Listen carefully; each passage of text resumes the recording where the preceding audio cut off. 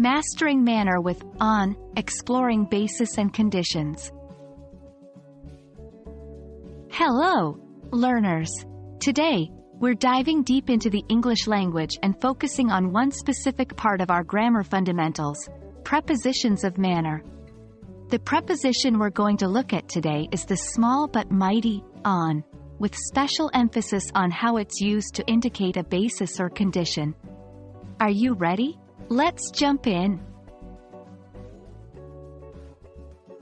Before we dive into the specifics of on, let's quickly remind ourselves about what prepositions of manner are. Prepositions of manner are words that express how something is done. These prepositions are used to show the way or method something takes place. Now that we know what prepositions of manner are, let's focus on our main preposition today, on.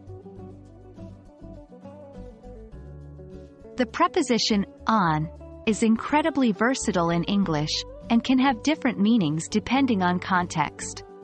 However, for this video, we are going to focus on its usage to indicate a basis or condition. When on is used this way, it helps to explain the conditions that determine how something will happen, or the basis on which a decision or action is made. Some examples include, the party will go ahead, depending on the weather.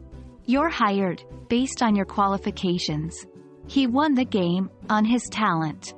In each of these sentences, on sets the condition or basis for the action to take place. Let's take a closer look at some examples to get a better understanding of on in this context. 1. They awarded the contract based on the lowest bid. 2. We will proceed on the condition that you agree to our terms.